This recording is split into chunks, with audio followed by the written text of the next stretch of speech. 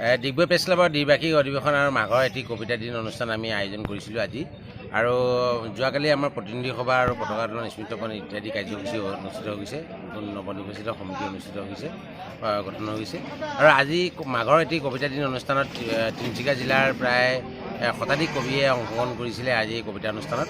আৰু আমি এই কবিসকলক ইয়াত এটা মঞ্চ দিয়া চেষ্টা কৰিছিলোঁ আৰু ইয়াৰ আমি সফল হৈছোঁ বুলি আমি ভাবিছোঁ। জিলাখনৰ বিভিন্ন প্ৰান্তৰ পৰা কবিসকল আছে। আৰু এইখিনিতে এটা কথা জনাই থ'ব বিচাৰোঁ যে এই কবি, শিল্পী, সাহিত্যিকসকলক লৈ আমি এখন বিশাল এটা আয়োজন কৰিবলৈ গৈ আছোঁ। অহা 2023 চনৰ ডিচেম্বৰ মাহত আমি এটা আয়োজন কৰিবলৈ গৈ আছোঁ।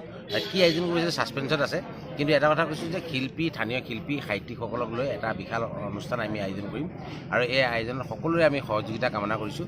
আৰু আজি অনুষ্ঠানটো সুন্দৰভাৱে সফল ৰূপায়ণ কৰাৰ ক্ষেত্ৰত কবি, সাহিত্যিকসকলৰ যি অৱদান আৰু তেওঁলোকে আমি সকলোৱে প্ৰশংসা কৰিম। অংহানি ফাকুৱা খেলিবৰ হ'ল, হোৱা আকৌ ফাগুন আহিল। ধন্যবাদ। পিতায়ে সোণালী শস্যৰে ভঁৰালটো ভৰাই তোলে। আয়ে ধান কটা কাঁচিখন লৈ দূৰৰ পৰাই এপলক চাই এটা শুকান হাঁহি মাৰে। পিতাইৰ দেহৰ পথৰুৱা গোন্ধলৈয়ে আই সুখী। উখল মাখল হৃদয়খন যেন উৰুলি এজুলুকা হৈ ধাননি পথাৰখন কঁপাই তুলিছে। হিম চেঁচা কুঁৱলীৰ মাজেদিয়ে উৰুকা পালেহি। থিয় নৰাৰে সাজিব ভেলাঘৰ, পথাৰখন শুৱনি হৈ উঠিব। আইৰ পিতাইৰ সীমাহীন হাবিহাগ, শীতল মাছ আৰু হাঁহৰ মাংসৰে উলাহেৰে এসাঁজ খোৱাৰ।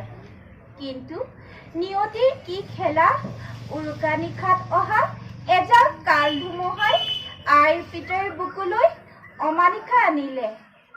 হিয়াত একুৰা হেৰুৱাৰ জোৰ, পৰ্বত ভৈয়ামৰ ভগ্নমুখী, সমন্বয়ৰ সাকুডালত ঝংকাৰিত কৰিছে তাৰ আইময় অৰ্ধ